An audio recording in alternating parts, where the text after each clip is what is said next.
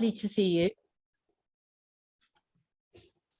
Some of you I know we've seen before, but just looking at the guest list for today, there's an extraordinary international mix. I think we have people joining from Perth, from Dundee, Brasilia, Belfast, all over the place. So we're really honoured to have you all with us today. Thank you so much for joining. As this is the last Conflict Cafe before we take a short summer break, Esse and I thought that it would be fun to share some reflections on what we've done and what we've learned since we started working together back in 2012, when Esse was a doctor and I was a new mediator. And so we thought the first part of today will be talking about how we got to where we are, what we've learned, and we'll talk about both the training and some thoughts about mediation. And then we'll throw it open to you to ask questions of us and perhaps share some reflections of your own. And we'll give you some closing thoughts and some of our top tips, if you like, for having challenging conversations, and perhaps some reflections on what we've learned from mediation as well. So just to begin with, Esse and I met in 2012, and it was a very random meeting, absolutely not planned. I was sitting on a train coming back from a mediation meeting in the north of England, and my mobile rang, and it was Esse saying, "Hello, my name's Esse Menson. I'm a consultant paediatrician at the Evelina Children's Hospital in London." So Esse, what I wanted to start by asking you was, what was it that made you pick up the phone? Goodness.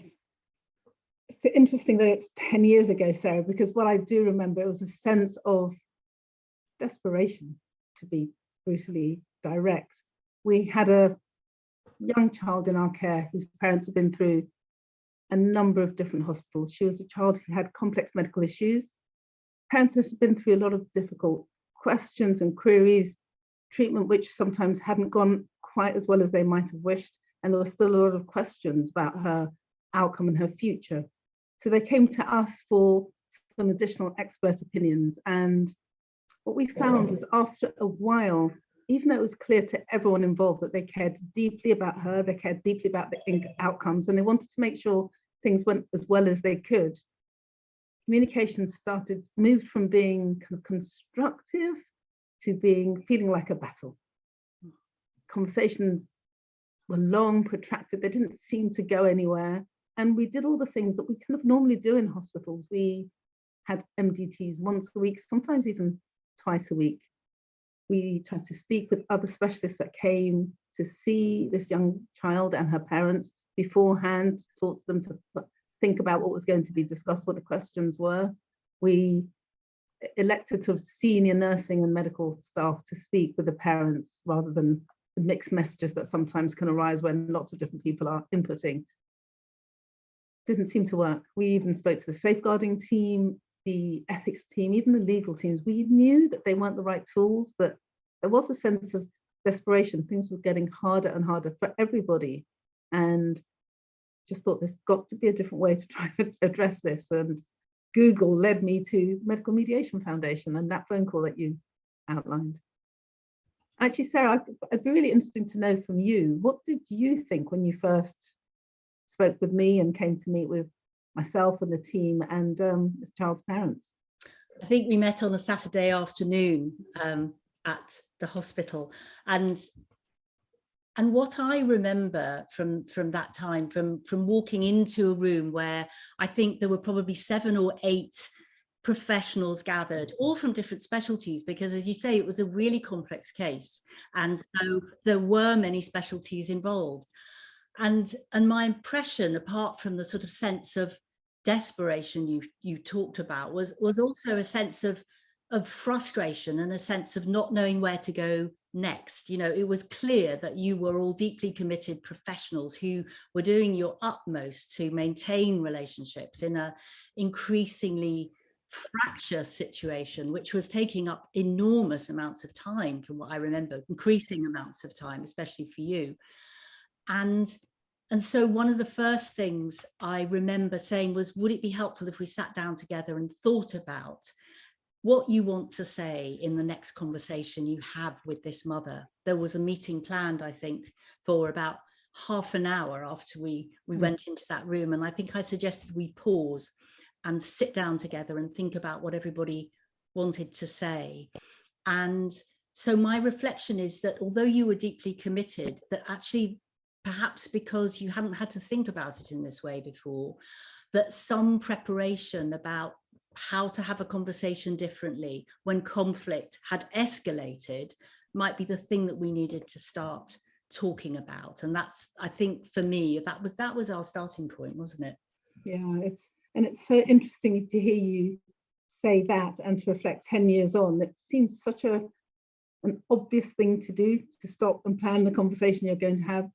And you're right, of course, it was taking so much of our time and energy that we didn't stop to think, okay, what are we going to do in the room? And indeed, we probably, if you'd have asked me directly, I'd have said, of course we've planned. We've had lots of discussions, we've talked about it. We've told the parents numerous times what we think.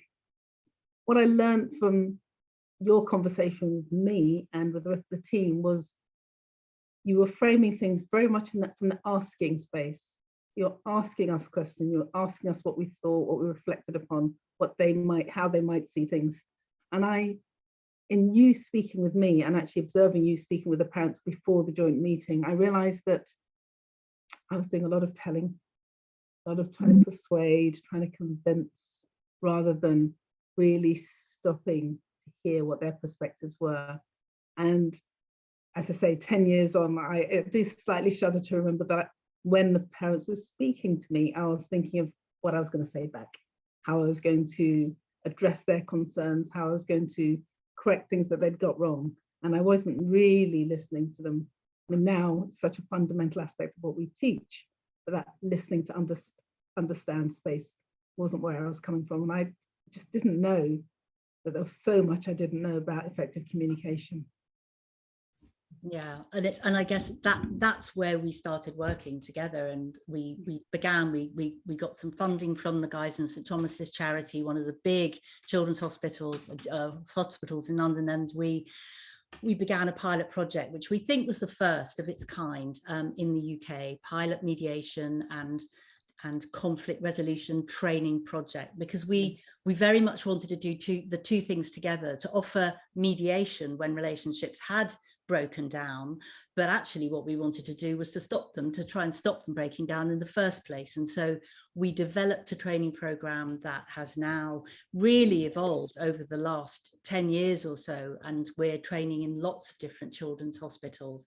And really sounds very simple when you say it, but our focus was, how can we support professionals to give them the skills and the tools to have those conversations and manage conflict differently, just as you would skill them up as they're learning to be health professionals to recognize and manage the symptoms of a disease. And we've tried to think about conflict as a phenomenon, as something that you can recognize, you can manage, and not only that, actually, that you should recognize and manage, because the risk if you don't is that it will escalate. And we've tried to make it a less frightening thing. So we always talk about our conflict toolkit, and I'll share some thoughts from Esse in a moment about what she thinks professionals have learned from her perspective. We've tried to make it something which can be approached in a really constructive, proactive way.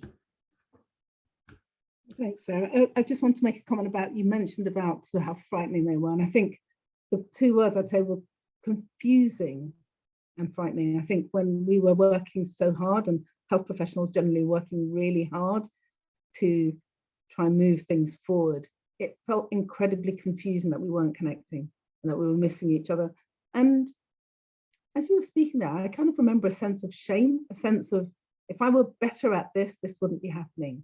And the fact that communication and the relationship is breaking down somehow said something about my professionalism and my myself, my identity as a doctor, but also my communication skills. And I think that confusion, that sense of disquiet also got in the way a little bit. When you talk about it now as it's a thing, and to recognize, to diagnose, to accept that it sometimes happens, thankfully, rarely, but when it happens, we can stop, take a step back and think about a different approach. That there's a lot more calm in that than I remember from the case 10 years ago, and others, of course.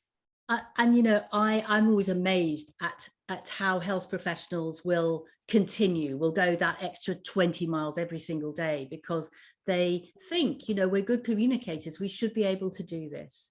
And actually, I think sometimes they go further than perhaps they should, because the consequences for them can be significant in terms of burnout, really significant, as we've seen.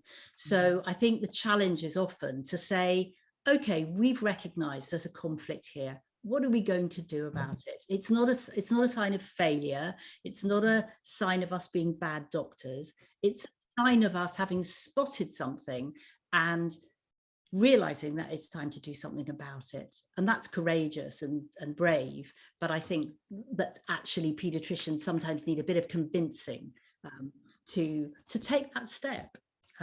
Especially if they haven't come across some of those ways of thinking before. Shall I share some of the thoughts that that you've had about what learning professionals have done really from some of the work that we've been doing?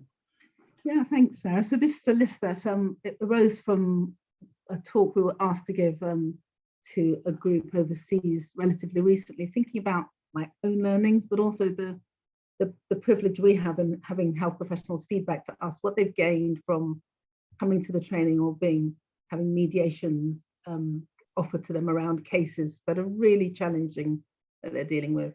And people have said how incredible it is to realize that there's a different way, there's stuff out there that we just didn't know about, and very much how I felt, that there's a different approach that can be really constructive. Challenging to kind of get there perhaps, because sometimes when it's been exhausting and time consuming and energy consuming, the very idea of stepping back and giving it more time can feel quite counter to where you want to go. You want to blast in there and get it sorted and move on, and that doesn't work. So that different approach was really helpful. Other thing people have talked about is in mediation training, one of the key phrases I used are be curious. So health professionals have said that sort of engaging in that way, how can I be curious about what's going on for the family? What are they thinking? How is what we're saying landing to them? What are they meaning when they respond in this way or that way? Even when some of their responses are really challenging, you know, raised voices, maybe micromanaging, or all the sorts of things that we find difficult. There's that courage that Sarah talks about, so being courageous and saying, this isn't working. Shall we stop and do things differently? Shall we get somebody either from outside our team or from outside the organization to come and help us? Shall we think about how we can maintain the connection between us all when we're not agreeing on the way forward? The third point relates to the other two, really, the fact that often these things do take time. We'd be naive to suggest that they didn't. And we know that people are already really time pressured. Yet in these rare cases, professionals are learning and sharing with us that it's an investment to take the time to stop and prepare for those big conversations when they're needed, and also to take time to have those conversations. Doesn't necessarily mean hours and hours, but taking time to have a different quality of conversation so people feel heard and you can move forward. Then there's the issue of how we listen. I would have probably spoken until I was blue in the face to say that I did listen, but I've learned since that I often listened from that critical space. What are the parents saying that I don't agree with, that are wrong? How am I going to respond? How can I refute what they're saying? And that the alternative type of listening, which is called deep listening, listening to understand, active listening, listening to show and help the person feel heard, that those things can be really transformative. And actually, those in themselves are therapeutic. Allow the person to get into a different space with you and perhaps in a way have a conversation that sits in a different platform, away from that adversarial space that we often get into. And then there are the questions that we ask. As health professionals, we're taught to ask questions all the time. Yet there are questions which can be more open, more collaborative, more exploratory, finding out what is going on for the person, rather than feeling that we should ask questions which gain us information or go into the next step, which is giving information, telling, rather than asking. When it comes to speaking, learning that less is more. Quite often, as health nurses especially, but other health professionals have said, I had a conversation with parents, and at the end they said, "Thank you so much, that was so helpful." And I realized they didn't do anything. I didn't say very much. And it's been wonderful to have that feedback, that quite often it's the listening that makes a difference. And saying less can really be beneficial until the person is willing to, or in the space where they want to be asking you questions, asking information, asking for explanations. Because as health professionals, again, we're sort of socialized to come up with the solutions and the answers. We call it the fix-it reflex. But instead, especially when there's disagreement, trying to co-create a solution, a way forward, to collaborate, that shared decision-making that has been talked about a lot in recent years, but I certainly didn't know how to do very well. And I think there's a real space for learning to do that better. And of course, these skills, the approach is about not just supporting families, but supporting each other and ourselves. And the same skills are used whether we're talking with a colleague or a family member or a patient, a supportive language and approach. And I guess towards the end to say that it's a practice, it's something that we need to learn, or we can learn and perhaps never get perfect at, but we keep practicing it. And there are numerous opportunities in healthcare, in our families. Somebody gave a great example the other day of being out camping and being able to practice the skills she'd learned in the training, engaging in situations where people don't agree in a different way. And then stopping, pausing, consciously reflecting, what happened there? How did I feel? What might have been going on for them? How did that go? What might I have done differently? What did I do that really helped them feel listened to as well? Thanks, Sarah. So the other part of our work is mediation. And when we stepped into this space back in 2010, there really wasn't very much mediation going on in the healthcare sphere. Where there was mediation, it tended to be in the field of clinical negligence. And so it was about settlements. It was conversations about settlements, compensation, around which there would sometimes be conversations about apologies as well. But mediation in the space where we try to operate is about really fundamental disagreements between parents and professionals about the care and treatment of a child. And some of the recent mediations that Esse and I have done together have involved mediations really at the end of life, where the stakes are incredibly high. These are babies, children, young people, where the clinicians are saying there's nothing more we can do, and we feel it's the right thing to do, or the kindest thing to do, to withdraw life-sustaining treatment and allow that child to die. So the space that we step into in these mediations is extraordinary, really, and very, very difficult for everybody concerned. And just to share a few reflections, there will usually, but not always, have been a communication breakdown of some kind between the professionals and the parents. And that is really so often because for a long time, the professionals will have been trying to, if you like, convince the parents that the right thing to do is to allow the child to die. And so often the parents have felt boxed into a corner. And you can see exactly how that situation arrives, because when professionals feel, particularly nurses feel, that the treatments that they're giving, the invasive treatments, particularly if a child is ventilated, are doing more harm than good, or at least not doing good, and it really takes them back to that sense of do no harm,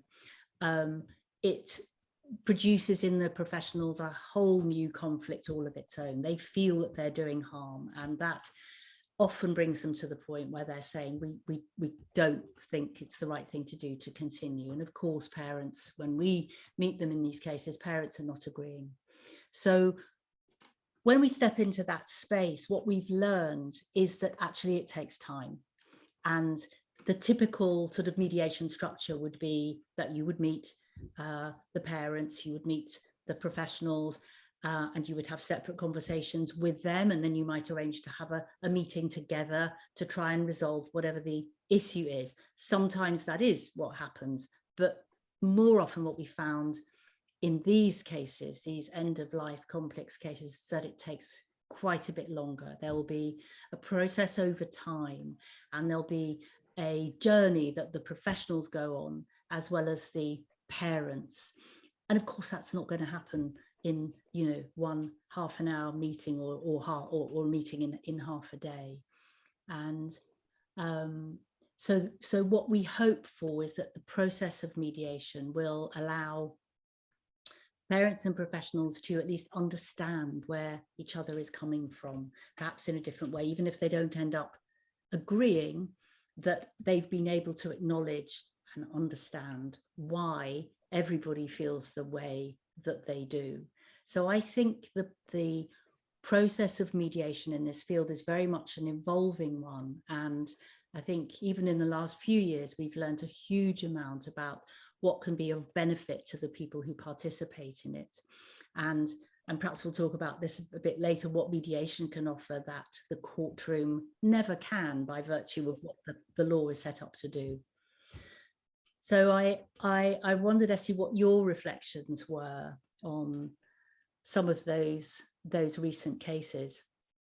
Thanks, Sarah. No, I absolutely agree with what you've said. And I was thinking that what you described equally applies when it's perhaps the reverse situation where the clinicians are saying we would like to give this treatment, and the parents are saying no, and they have concerns about harm, side effects, whatever that might arise from them, or they want a completely different approach, maybe a complementary approach. And equally, whether it's end of life or a major decision treatment, it's quite often that by the time cases come to mediation, positions are relatively entrenched. People have got into a position of saying, I need to defend my corner. And what I've really learned is the process of allowing both parties to really speak their case and be heard by the other person. That is an essential first step.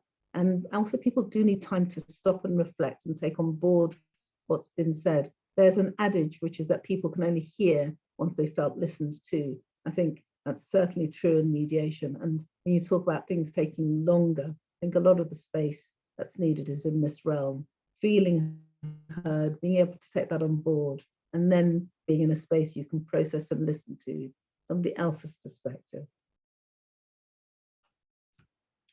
Thanks, Esse. I'm going to share now, just share my screen again. And end this part of today with some of our, I guess you might call them tips for resolving conflict, which we hope are helpful and relevant for challenging conversations, generally challenging conversations with parents, with children, with other colleagues. So the first one, and we share these in all of the training that we do, the first one is really not to be afraid of the conversation.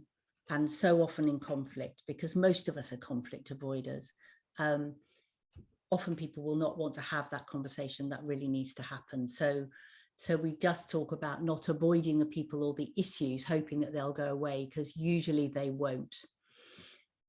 A lot of conflict starts on the telephone and in conversations on the phone. And that's why we spend quite a lot of time training ward clerks, training receptionists, training admin staff, because they are the first port of call often for parents who are phoning into hospitals, complaining about appointments, worried about what's happening with their child. So it's really important to make sure that whoever's going to be answering that call is trained and supported in how to have those conversations, because very often they're not. As Esse said, listen to understand. Most people just want to be heard. And we often hear people being what they would describe as being brushed off. So try not to say, there's nothing to worry about if somebody tells you they're worried. Instead, ask them, what is it that you're worried about? And that will open the door, should they choose to walk through it, to talk about what's really worrying them, rather than being told that they don't need to worry. We often find parents being labelled as difficult, or patients being labelled as difficult. And we found that instead of labelling the person, it can be more helpful to describe the situation as difficult. And that will often make it much easier for staff to go in and have that conversation, rather than walking on eggshells thinking we can't go into that room because that's a really difficult parent. It's very destructive to the relationships. Trying where you can to put yourself in the shoes of that family. We often hear parents saying to professionals, you can go home at the end of the day, we can't. And yes, that's true. It doesn't make health professionals feel much happier, but it's really about trying to think, well, if I was in that situation, how might I feel? And when we talk about apologies, often apologies begin with, I'm sorry you feel like that. And what we talk about is to acknowledge, even if you don't agree with or condone what is being said, to say, I'm sorry that what's happened has made you feel like this. So you're acknowledging the emotion that that person feels, and then you can start to talk about it. One of our colleagues had this lovely phrase, explore before you explain. And as Esse said, it's all about curiosity, being willing to step into that space and ask, what's going on for you?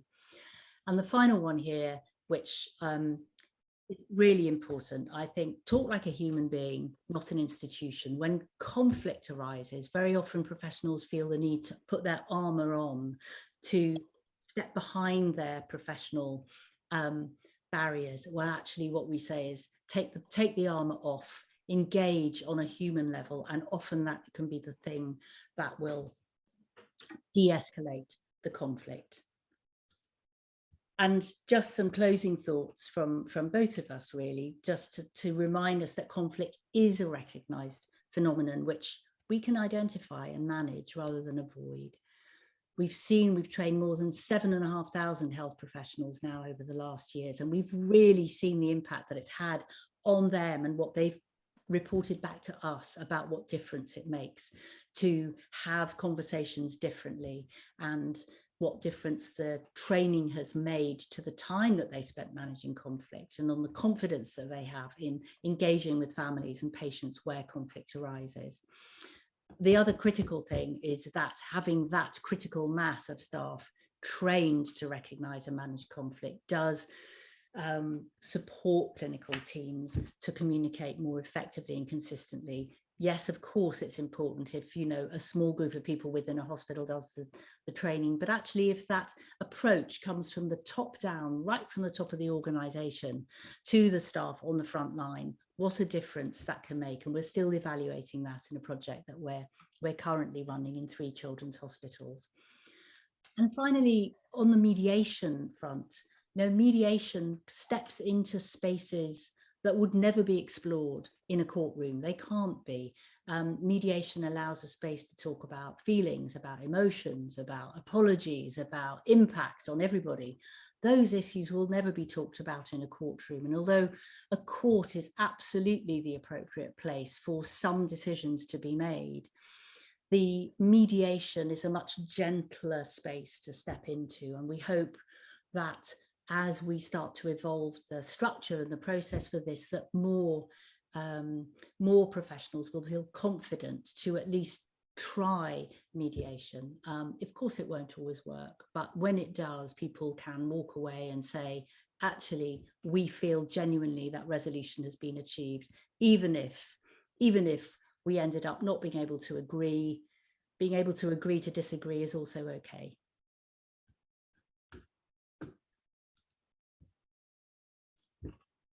Thanks very much. So Simon, questions? Yes, Esse, thank you very much. Really different format this month for the Conflict Cafe, but I think it really worked well. So We've had some questions that have come in. I'm just going to stop the recording